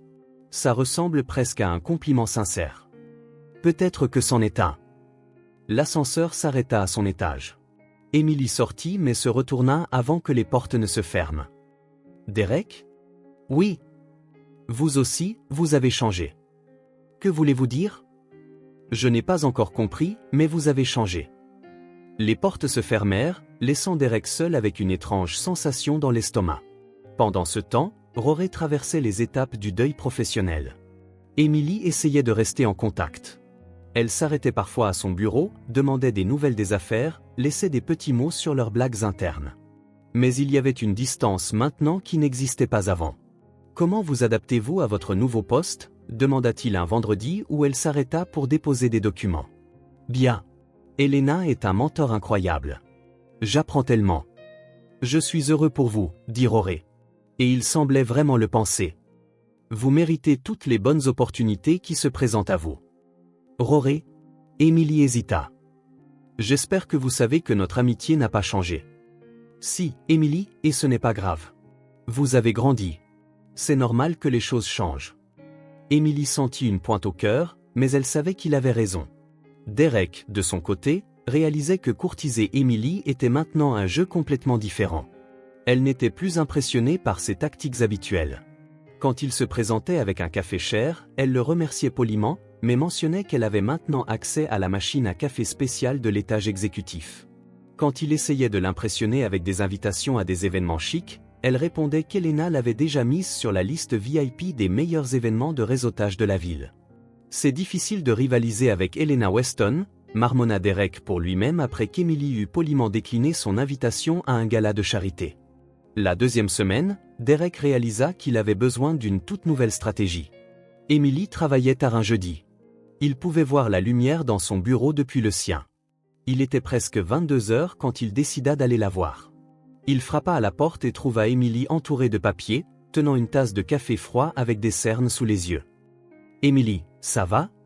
Elle leva les yeux, surprise. « Derek, qu'est-ce que vous faites ici si tard ?»« Je travaille, comme vous. La vraie question est pourquoi vous êtes encore là à cette heure ? Elena a une réunion importante demain matin avec des investisseurs japonais. Je prépare les documents. » Derek regarda la pile de travail sur son bureau. « Avez-vous mangé aujourd'hui ? » ? « J'ai déjeuné, je crois. » Emily se frotta les yeux. « Quelle heure est-il ? » 22h15. Oh, je n'avais même pas remarqué. Derek hésita un moment, puis prit une décision. « Venez avec moi. »« Derek, je dois finir. »« Emily, vous ne ferez pas du bon travail si vous êtes affamée et épuisée. Allez. 5 minutes. » Elle lui lança un regard dubitatif, mais la fatigue l'emporta sur la résistance. 5 minutes. Derek la conduisit à l'office de l'étage exécutif et commença à fouiller dans les réfrigérateurs. Achat. Il sortit un sac en papier. Les restes du déjeuner d'Elena. Salade gourmet. Encore bonne. Derek, je ne peux pas manger la nourriture d'Elena. Si, vous pouvez. Elle commande toujours trop et en laisse la moitié. C'est pratiquement une politique non officielle. Emily rit malgré sa fatigue. Comment savez-vous ça ? Parce que je travaille tard parfois aussi. Et parce que j'ai prêté attention à ses habitudes quand j'essayais de vous impressionner. Quand vous essayez de m'impressionner ? Derek se figea, réalisant qu'il en avait révélé plus qu'il n'en avait l'intention. Eh bien ? Derek Stone, Emily s'approcha avec un petit sourire qu'il ne put tout à fait déchiffrer. Êtes-vous en train de me dire que vous avez étudié Elena juste pour m'impressionner ? Peut-être. C'est un peu pathétique. Merci pour la franchise brutale. Mais c'est aussi un peu mignon. Derek la regarda, essayant de comprendre si elle le taquinait ou si elle était sérieuse. Emily. Derek, puis-je vous demander quelque chose ? Bien sûr. Pourquoi êtes-vous vraiment ici ? Et ne me dites pas que c'est pour le travail. Derek resta silencieux un long moment, regardant Emily, ses cheveux légèrement en désordre, son chemisier froissé par la longue journée, mais ses yeux toujours vifs et alertes. Parce que vous êtes différente de toutes celles que j'ai jamais rencontrées, et parce que je ne peux pas m'empêcher de penser à vous, et parce que honnêtement, je ne sais même plus si j'essaie encore de vous conquérir ou si c'est moi qui ai déjà été conquis. Emily cligna des yeux, ne s'attendant clairement pas à autant d'honnêteté. Derek, vous n'avez rien à dire maintenant. Pensez grec, d'accord ? Il se dirigea vers la porte, puis se retourna. Et Emily, mangez cette salade. Elena aura besoin de vous au meilleur de votre forme demain. Emily resta seule dans la salle de pause, tenant la salade et essayant de digérer ce qui venait de se passer. Derek Stone venait de se montrer vulnérable, et pour la première fois depuis qu'elle l'avait rencontré, Emily trouvait cela plus attirant que toute la confiance arrogante du monde. Peut-être que Sandra avait raison. Peut-être que le jeu avait vraiment changé. Le jour de la remise des diplômes d'Emily arriva un vendredi ensoleillé de mai, et Weston et Brahalo décida que cela méritait une célébration en bonne et due forme. Elena avait organisé une petite réception dans la salle de conférence principale, avec du champagne français, des canapés élégants et un gâteau qui coûtait plus que le loyer mensuel d'Emily. La moitié du cabinet était là, des associés aux stagiaires, tous curieux de voir l'ascension officielle de la jeune femme qui avait sauvé l'affaire Morrison et gagné le respect d'Elena Weston. Emily arriva directement de la cérémonie de remise des diplômes, toujours dans sa toge noire et portant son diplôme comme s'il était en or pur. Ses parents étaient déjà rentrés chez eux. Ils devaient travailler le samedi, mais Emily s'en fichait. Sa vraie famille professionnelle était là. À tous. Elena tapa légèrement sur son verre de champagne, attirant l'attention de la salle. J'aimerais porter un toast rapide. La pièce tomba dans un silence respectueux. Emily sentit son visage rougir alors que tous les yeux se tournaient vers elle. Emily Carter est arrivée chez nous il y a 2 ans en tant qu'assistante dévouée. Aujourd'hui, elle est diplômée d'un doctorat en droit de NYU, et je peux dire avec confiance que ce cabinet a gagné non seulement une avocate, mais une future leader. Des applaudissements polis se répandirent dans la pièce. Emily sourit, essayant de ne pas paraître aussi émue qu'elle l'était. Emily a fait preuve non seulement de compétences techniques exceptionnelles, mais aussi de la sagesse et du jugement qui séparent les bons avocats des grands. Et je suis heureuse d'annoncer qu'à partir de lundi, elle sera officiellement promue associée junior, travaillant sur des affaires de premier plan aux côtés de notre équipe senior. Cette fois, les applaudissements furent plus enthousiastes. Sandra cria « Allez Emily !» depuis le fond, provoquant des rires tout autour. Emily rit aussi, se sentant un instant comme la star d'un film où tout s'arrange à la fin. Derek observait depuis un coin de la pièce, essayant de garder une expression neutre et professionnelle, mais échouant lamentablement. Il y avait de la fierté dans ses yeux et quelque chose d'autre qu'Emily ne pouvait pas tout à fait définir. Quand leurs regards se croisèrent, il leva son verre en un salut silencieux. Rory était là aussi, mais il gardait une distance respectueuse. Il applaudit sincèrement quand Elena termina son discours, bien qu'Emily ait surpris la trace de tristesse dans son expression. Elle se fit une note mentale de lui parler plus tard. Elle ne voulait pas que son ascension professionnelle lui coûte une amitié qu'elle appréciait. Et maintenant, conclut Elena, fêtons ça comme il se doit. Emily, félicitations. Vous méritez chaque once de reconnaissance que vous recevez. Le reste de l'après-midi passa dans un flou de félicitations, de poignées de main et de conversations sur des affaires futures. Emily se retrouva présentée à des clients importants, discutant de stratégies juridiques d'égal à égal, et étant consultée sur des questions qui, le matin même, auraient été bien au-dessus de son rôle. C'était à la fois exaltant et terrifiant. Vers 18h, alors que la réception touchait à sa fin et que les gens commençaient à partir, Derek s'approcha d'elle. « Dr Carter, dit-il avec un sourire en coin, puis-je vous voler quelques minutes de votre emploi du temps chargé ?»« Dr Stone, répondit-elle sur le même ton. Je pense que je peux vous trouver une place entre mes rendez-vous importants. » Quelle générosité! Alors, comment comptez-vous célébrer votre première soirée en tant qu'avocate officiellement diplômée? Emily réfléchit un instant. Je vais probablement juste rentrer chez moi, commander une pizza et regarder un film affreux sur Netflix. Rien de glamour. Intéressant, Derek pencha la tête. Puis-je suggérer une alternative? Ça dépend. Est-ce que ça implique des restaurants chics et des discussions de réseautage? Au contraire, ça implique une pizza bon marché et des films objectivement terribles. J'ai pensé que nous pourrions célébrer à l'ancienne. Emily le regarda avec surprise. Derek Stone qui suggère une pizza bon marché. Est-ce que vous vous sentez bien? Peut-être que j'essaie quelque chose de nouveau. Alors, qu'en dites-vous? Voulez-vous célébrer votre diplôme de la manière la plus anticlimactique possible? Emily rit. Il y avait quelque chose dans la suggestion de Derek qui était à la fois inattendu et parfaitement adapté à son humeur. Vous savez quoi? Je suis partante. Mais c'est moi qui choisis le film. Marché conclu. Mais si vous choisissez une comédie romantique à l'eau de rose, je devrais reconsidérer notre partenariat professionnel. Derek, vous ne me connaissez clairement pas assez bien. Je ne regarde que des films d'action des années 80 avec des budgets douteux et des effets spéciaux encore pires. Maintenant, je suis vraiment intrigué. 2 heures plus tard, ils étaient dans l'appartement de Derek, qui était exactement ce qu'Emily avait imaginé, minimaliste, cher, et avec une vue qui coûtait probablement plus que le PIB de certains petits pays. Derek avait tenu sa promesse. Pizza d'un endroit local qu'Emily n'aurait jamais imaginé qu'il connaisse.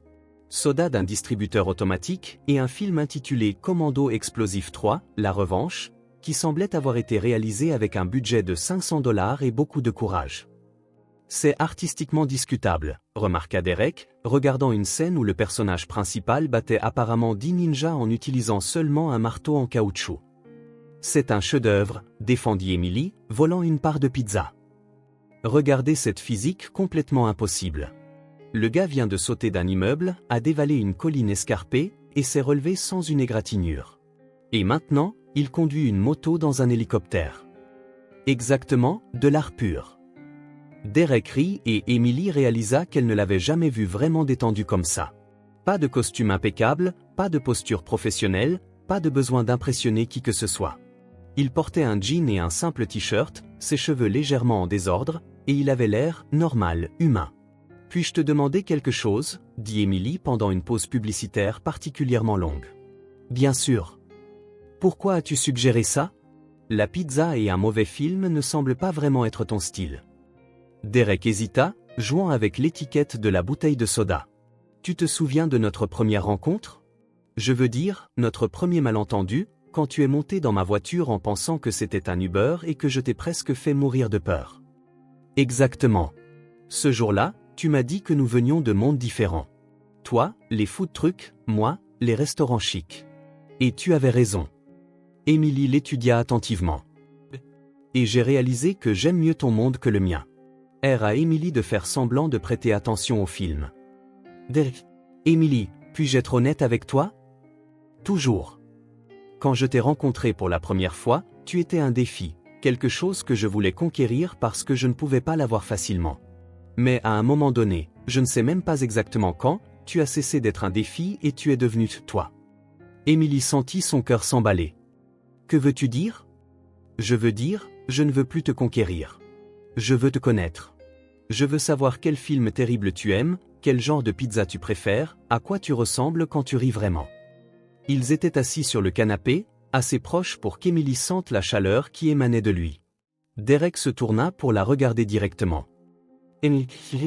Il se pencha légèrement et Emily réalisa qu'il allait l'embrasser. Son cœur battait la chamade, mais elle ne recula pas. Au contraire, elle se pencha vers lui. Puis, à la dernière seconde, Derek s'arrêta. « Je ne devrais pas, » murmura-t-il, reculant légèrement. « Pourquoi pas ?»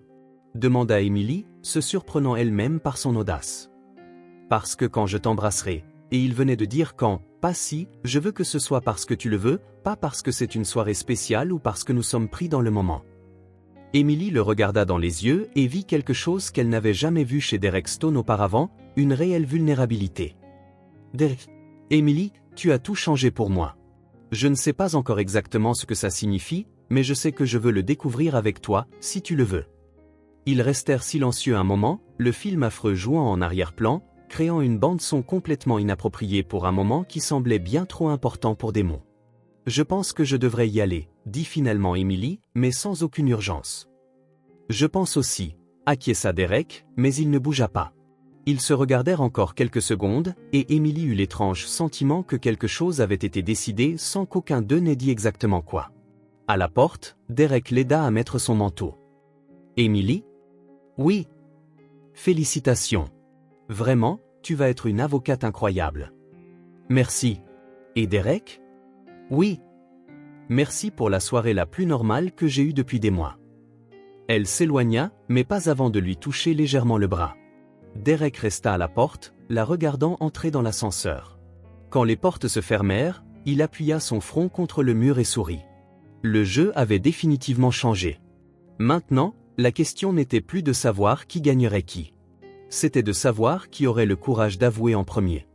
Derek passa 3 jours à planifier le dîner parfait. Une table dressée avec de la vaisselle en porcelaine que sa mère avait insisté pour qu'il achète et qu'il n'avait jamais utilisée. Des bougies importées qui coûtaient plus que le salaire mensuel d'un associé junior. Du vin français d'un millésime que le vendeur jurait être transcendantal. Une playlist soigneusement choisie de jazz doux qui n'était ni trop romantique ni trop évident. Il avait répété l'invitation 3 fois dans le miroir avant d'aller trouver Emily le lundi. « Emily, voudrais-tu dîner avec moi jeudi ?» avait-il demandé, essayant de paraître décontracté en s'appuyant contre le cadre de la porte de son bureau. Dîner comme dans Parler d'affaires, ou dîner comme dans Vrai dîner? Avait-elle demandé, le regardant par-dessus ses lunettes de lecture. Dîner comme dans Je veux passer du temps avec toi sans parler de travail une seule fois. Émilie avait souri. D'accord, mais rien de trop chic, d'accord? Je ne veux pas avoir l'impression d'être à un entretien d'embauche. Je promets que ce sera décontracté, avait menti Derek sans vergogne. Jeudi à 19h, Derek vérifiait la table pour la 10e fois quand la sonnette retentit. Il prit une profonde inspiration, lissa sa chemise et ouvrit la porte, prêt à impressionner Émilie avec sa sophistication. Émilie se tenait dans le couloir, tenant une boîte de pizza de chez Tony et une bouteille de jus d'orange. « Salut », dit-elle avec un sourire espiègle. « J'ai apporté quelque chose pour le dîner. » Derek cligna des yeux, essayant de comprendre la scène. « Émilie, tu as apporté de la pizza. La pizza de Tony, la meilleure de Manhattan, et du jus, parce que je sais que tu as probablement acheté du vin trop cher pour que je puisse même le prononcer. » Derek regarda la pizza, puis le jus, puis Émilie et se mit à rire. « Tu as fait ça exprès? Peut-être. » Elle passa devant lui pour entrer dans l'appartement. « Waouh, Derek. Cet endroit ressemble à un magazine de décoration. Combien de bougies as-tu allumées? » Juste quelques-unes. Il y a au moins 20 bougies, Derek. Tu vas mettre le feu à l'immeuble. Je voulais juste que ce soit romantique. Émilie rit et s'arrêta quand elle vit la table dressée avec tout le faste et la cérémonie. Derek, c'est magnifique, mais tu sais que je vais me sentir mal de manger de la pizza dans une boîte à cette table, n'est-ce pas? Derek regarda sa table parfaite, puis Émilie avec sa boîte de pizza écrasée et son jus de supermarché, et prit une décision. Tu sais quoi? Tu as raison. Il prit les assiettes en porcelaine, les verres en cristal, et commença à tout ranger. Qu'est-ce que tu fais? J'improvise. 5 minutes plus tard, ils étaient assis par terre dans le salon, mangeant la pizza directement de la boîte, buvant du jus dans des verres ordinaires, entourés de coussins que Derek avait retirés du canapé. C'est tellement mieux, dit Émilie en prenant une part de pizza. Beaucoup plus, nous. Nous avons un style? Apparemment, oui. Chaotique, mais confortable. Derek rit, réalisant qu'elle avait raison. Il y avait quelque chose dans cette version improvisée du dîner qui semblait plus réel que toute l'élégance qu'il avait prévue. Émilie, puis-je t'ai-tu apporté de la pizza?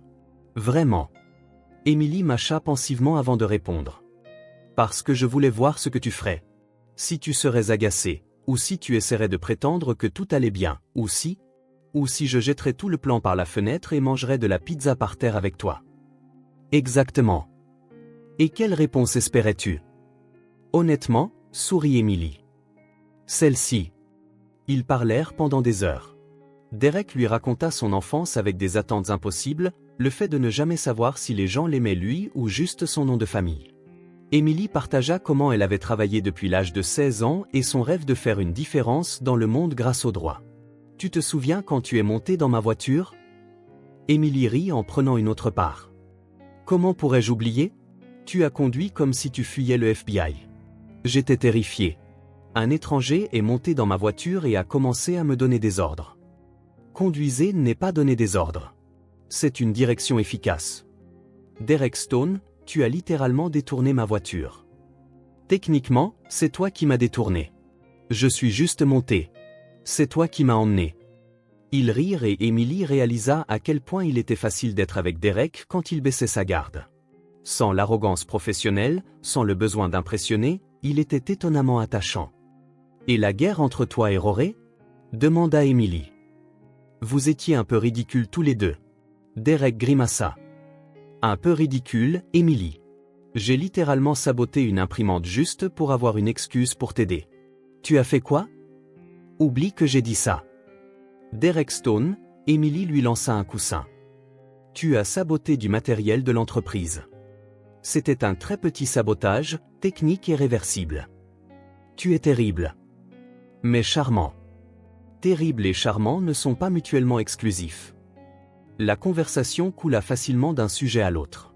Ils découvrirent qu'ils détestaient tous les deux les films d'horreur, adoraient les documentaires sur les crimes réels, et avaient des opinions très arrêtées sur la supériorité de la pizza new-yorkaise. Vers 22h, la pièce était doucement éclairée par les bougies restantes. Émilie était adossée à un coussin, Derek allongé sur le côté, la regardant. Tous deux riaient d'une histoire qu'elle racontait sur un client qui voulait poursuivre une entreprise parce que l'horoscope du journal était trop vague. Il a dit que les balances devraient avoir des prédictions plus spécifiques parce qu'ils sont naturellement plus indécis. Émilie imita la voix du client, et que c'était de la discrimination astrologique. Discrimination astrologique, répéta Derek. Ce n'est même pas une vraie chose. Je sais, mais il était convaincu d'avoir un dossier solide. Ils rirent jusqu'à ce qu'Émilie remarque que Derek avait cessé de rire et la regardait simplement. « Qu'est-ce qu'il y a » demanda-t-elle. « Rien. C'est juste, tu es incroyable, Émilie. » Derek se pencha légèrement. Émilie. Son téléphone sonna, fort, insistant, avec la sonnerie qu'il n'utilisait que pour les urgences du bureau. « Non » marmonna Derek, ne s'éloignant pas. Le téléphone continua de sonner. Derek, réponds. Ça peut attendre. Non, ça ne peut pas. Tu sais que ça ne peut pas. Derek ferma les yeux, clairement frustré, mais attrapa le téléphone. Derek Stone, répondit-il, l'air irrité. Émilie se rassit, arrangeant ses cheveux, essayant de ne pas montrer sa propre frustration. Le moment avait été parfait. Enfin, après des semaines de tension croissante, ils avaient été sur le point de... Combien ? Disait Derek au téléphone, maintenant debout, passant une main dans ses cheveux. Non, ça ne peut pas attendre demain. J'arrive. Il raccrocha et regarda Émilie avec l'expression de quelqu'un qui vient de perdre à la loterie. Émilie, je dois y aller. L'affaire Peterson a explosé. Littéralement. Problème avec les enquêteurs, documents manquants. Elena est là-bas et a besoin de tous les associés. Vas-y, dit Émilie, se levant et lissant ses vêtements. C'est important. Ce n'est pas plus important que ça, Derek fit un geste entre eux. Derek, vas-y. Le travail, c'est le travail. Émilie, vraiment ? Vas-y, Derek attrapa sa veste, clairement tiraillée entre son devoir professionnel et le désir de rester. Je reviendrai dès que je pourrai et nous reprendrons là où nous nous sommes arrêtés.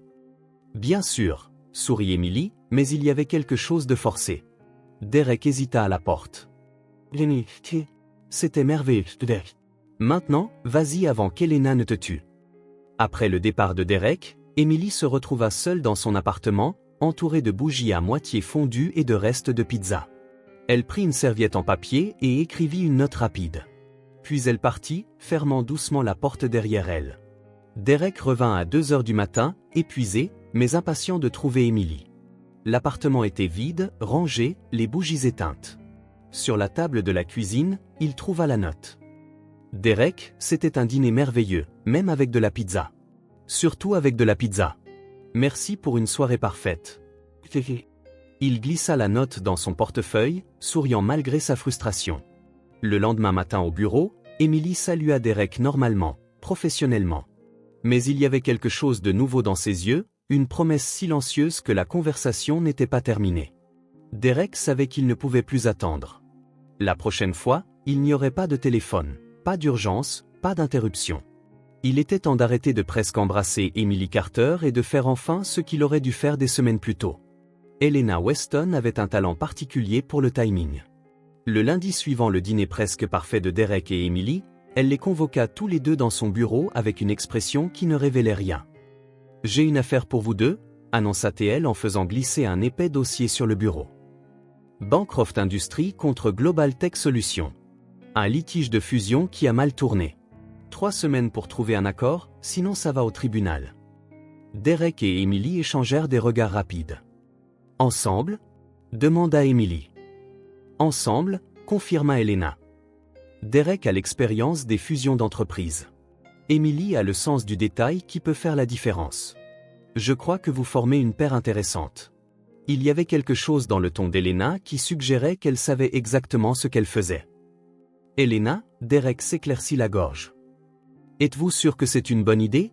Emily et moi avons des dynamiques de travail différentes. C'est exactement pour ça que je vous veux ensemble. Des dynamiques différentes créent des solutions créatives. À moins qu'il n'y ait un problème personnel que je devrais connaître. Emily et Derek répondirent en même temps. Non, bien sûr que non.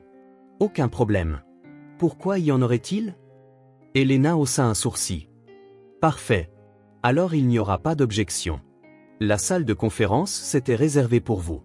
Rapport d'avancement vendredi. Pendant les 3 jours suivants, la salle de conférence devint un territoire neutre dans la guerre non déclarée entre Derek et Emily. Ils travaillaient bien ensemble. Étonnamment bien. Derek apportait son expérience stratégique et sa connaissance des complexités juridiques des fusions. Emily contribuait par son analyse méticuleuse et sa capacité impressionnante à repérer les incohérences que d'autres avocats manquaient. Mais la tension était toujours là, tapie sous la surface. « Derek, as-tu lu la clause 15 ?» demanda Emily un mardi, pointant un document. « Je l'ai lu. Langage standard. Relis-la.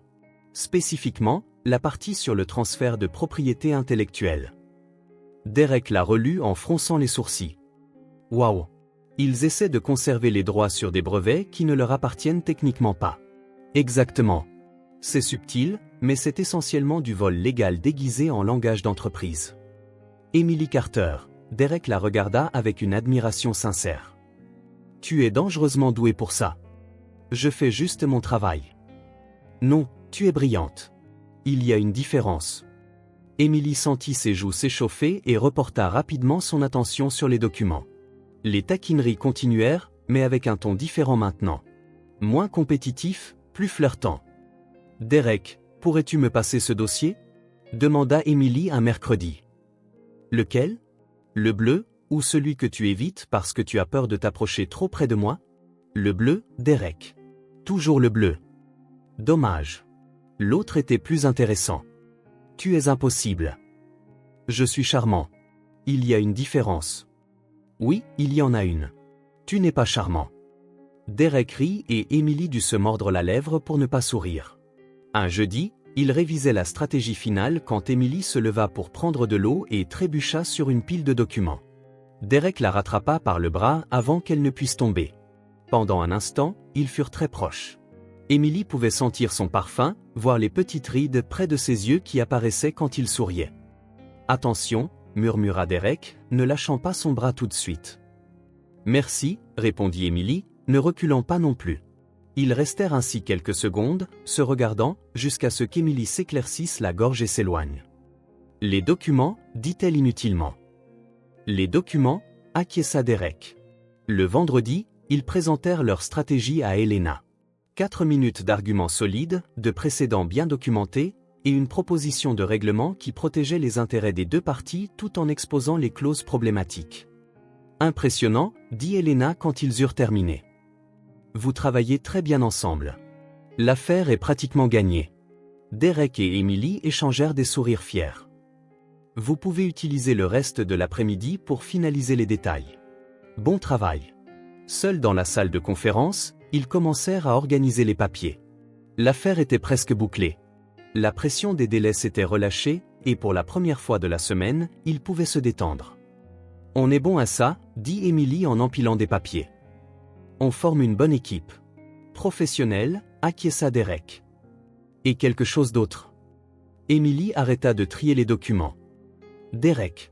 Emily, je dois te dire quelque chose. » Elle se tourna complètement pour le regarder. Quoi ? Derek prit une profonde inspiration, comme quelqu'un sur le point de sauter d'un avion. Défi.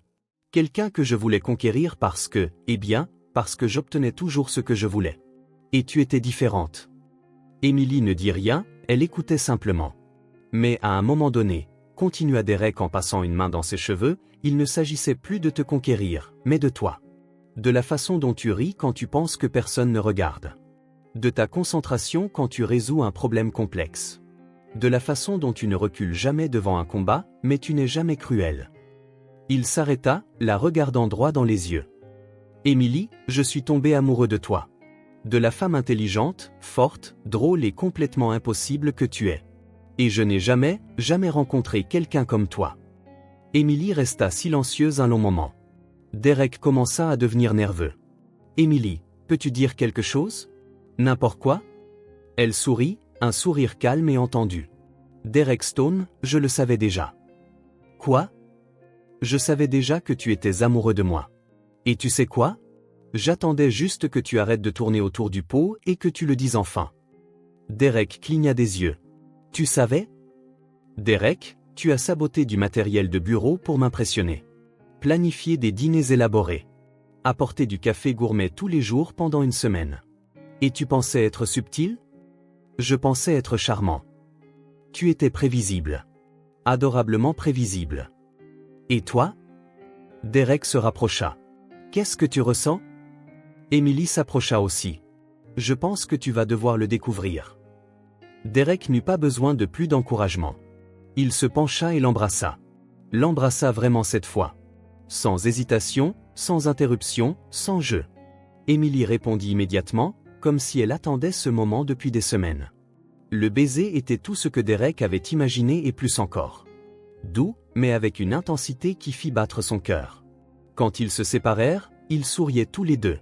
Alors, murmura Derek, tenant toujours son visage. Est-ce que ça veut dire que tu es amoureuse de moi aussi? Ça veut dire que tu as enfin compris. Emily Carter, tu es impossible. Derek Stone, toi aussi. Ils rirent et s'embrassèrent à nouveau. De l'autre côté du mur de verre de la salle de conférence, Rory passa en transportant des dossiers. Il vit Emily et Derek s'embrasser et s'arrêta un instant. Il sentit un serrement dans sa poitrine, il ne pouvait pas le nier. Mais en les regardant, en voyant le bonheur sincère sur le visage d'Emily, Rory sourit doucement. Emily méritait d'être heureuse. Et si Derek Stone pouvait lui donner ça, alors Rory pouvait l'accepter. Il continua son chemin dans le couloir, les laissant seuls. « Derek », dit Emily quand ils arrêtèrent de s'embrasser pour la 3e fois. « Oui ? Je n'arrive toujours pas à croire qu'il t'ait fallu si longtemps pour avoir le courage de dire quelque chose. Et, les déclarations sont un terrain compliqué. Je voulais être sûr de ne pas tout gâcher. » « Gâcher quoi ? Comme, je ne sais pas. Et si tu avais dit que tu ne me voyais que comme un collègue ou que tu pensais que j'étais juste un idiot arrogant ? Emily rit. Derek, tu es un idiot arrogant, mais maintenant tu es mon idiot arrogant. Techniquement, je pense que ça veut dire que nous sortons ensemble maintenant. Techniquement, je pense que oui. Bien, Derek la serra contre lui. Parce que j'ai des projets pour nous. Quel genre de projet ? Le genre qui implique de la pizza, des films terribles, et beaucoup de temps pour rattraper tous les moments où j'ai failli t'embrasser, mais où je ne l'ai pas fait. Emily sourit. Derek Stone, tu parles enfin ma langue. 6 mois plus tard, Derek convoqua Emily à une réunion urgente un vendredi à 18h. Derek, quel genre de réunion urgente a lieu à 18h un vendredi ? Protesta Emily quand il se présenta à son bureau. J'ai des projets avec Sandra ce soir. C'est à propos de l'affaire Morrison. Développement important. Salle de conférence principale. 5 minutes. Emily soupira, enregistra le document sur lequel elle travaillait et le suivit dans le couloir. Ça a intérêt à être vraiment important, marmonna-t-elle. Sandra va me tuer si j'annule encore notre apéro. Derek ouvrit la porte de la salle de conférence principale et lui fit signe d'entrer la première.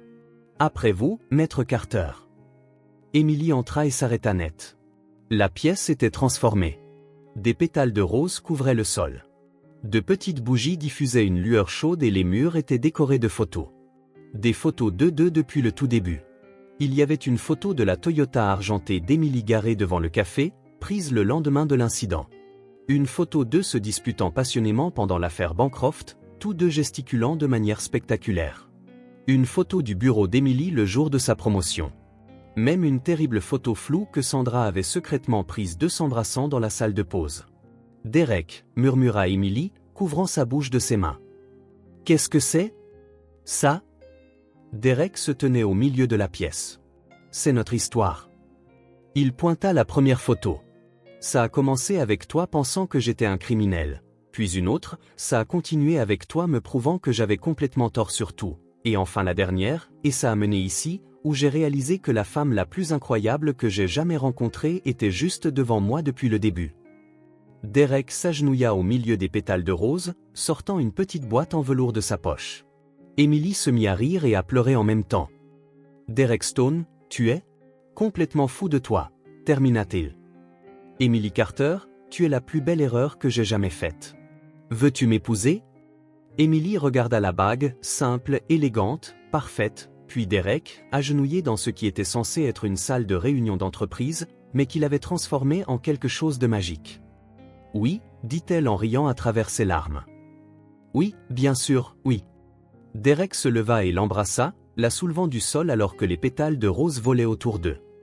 Attends, Emily recula d'une seconde. Il n'y a pas d'affaire Morrison urgente, n'est-ce pas? Si. L'affaire Derek Stone contre la chance de perdre l'amour de sa vie par manque de courage.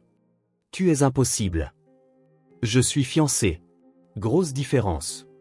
3 mois plus tard, ils se marièrent dans un jardin élégant de Long Island, entourés de collègues du cabinet, d'amis d'université d'Emily, et même de quelques clients qui étaient devenus proches au fil des ans. Helena Weston, vêtue d'un tailleur rose impeccable, officia la cérémonie. Apparemment, elle était autorisée à célébrer des mariages. Un de mes nombreux talents cachés, avait-elle expliqué. Nous sommes réunis aujourd'hui, commença Helena, pour célébrer une union qui prouve que parfois, les meilleures relations commencent par les pires malentendus. La foule rit, surtout Sandra, qui avait entendu l'histoire du détournement de voiture une 50aine de fois. Rory était assis au 3e rang, portant son plus beau costume et tenant un paquet suspectement petit. Au fil des mois, il était devenu l'un des plus fervents partisans de la relation de Derek et Emily, racontant souvent à qui voulait l'entendre comment il avait vu leur alchimie dès le premier jour. Derek, continua Helena, vous pouvez réciter vos vœux. Derek prit une profonde inspiration, regardant Emily dans sa robe simple mais magnifique. Emily, quand je t'ai rencontrée pour la première fois, tu fuyais loin de moi à 100 km/h. Ironiquement, c'est là que j'ai su que je voulais passer le reste de ma vie à essayer de te rattraper. Je promets d'aimer ton intelligence, ton humour, ta capacité à me remettre à ma place quand j'en ai besoin, et surtout, ton don extraordinaire de transformer les pires journées en quelque chose de drôle. Emily pleurait à nouveau. Je promets aussi de ne plus jamais monter dans la mauvaise voiture, ajouta Derek, faisant rire tout le monde. Et je promets que peu importe où la vie nous mènera, je voudrais toujours que tu sois au volant. Emily, Helena se tourna vers la mariée. Vos vœux. Emily essuya ses larmes et sourit. Derek, tu es entré dans ma vie de la manière la plus littérale possible, en montant dans ma voiture sans prévenir. Et depuis, tu es entré dans chaque partie de ma vie de la même manière. À l'improviste, un peu maladroitement, mais en rendant toujours tout meilleur et plus intéressant. Derek rit. Je promets de rire de tes mauvaises blagues, de manger de la pizza par terre quand tu veux être étrangement romantique, et de toujours te rappeler que tu peux être une avocate brillante et quand même un désastre total en même temps. Je t'aime exactement comme tu es, trop confiant, trop charmant, et bien trop à moi. Helena les déclara mari et femme, et ils s'embrassèrent sous des applaudissements enthousiastes. Pendant la réception, Rory s'approcha avec son cadeau. Pour vous deux, dit-il en leur tendant une petite boîte. Emily l'ouvrit et trouva un porte-clés Uber avec les mots « Tout a commencé par une erreur » gravée au dos. Oh, Rory, Emily rit en le serrant dans ses bras. C'est parfait. Ça semblait approprié, sourit-il. Après tout, si Derek n'était pas monté dans la mauvaise voiture, vous ne vous seriez jamais rencontrés. En fait, corrigea Derek, si Emily ne s'était pas arrêtée au mauvais feu. Derek Stone, interrompit Emily. Ne commence pas cette dispute à notre mariage. Oui, Madame Stone. Waouh, ça sonne bizarre. Tu t'y habitueras. Plus tard, alors qu'ils dansaient leur première danse en tant que mari et femme, Emily chuchota à l'oreille de Derek. Tu sais que tu n'auras plus jamais besoin d'Uber, n'est-ce pas? Derek sourit, la faisant tourner doucement. Pourquoi ça? Parce que maintenant, je ne veux voyager qu'avec toi, n'importe où. Derek la serra plus fort contre lui.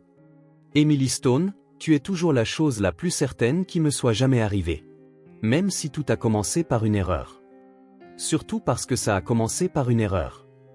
Ils dansèrent sous les étoiles, entourés de leurs amis et de leur famille, célébrant une histoire d'amour qui avait commencé par des cris et s'était transformée en quelque chose qu'ils savaient tous deux durerait pour toujours. Qu'avez-vous pensé de l'histoire d'Emily et Derek? Laissez votre avis dans les commentaires. Sur une échelle de 0 à 10, quelle note donneriez-vous? Abonnez-vous à la chaîne et activez la cloche pour suivre toutes nos histoires. Et n'oubliez pas de découvrir d'autres histoires émouvantes en cliquant ici sur la finale.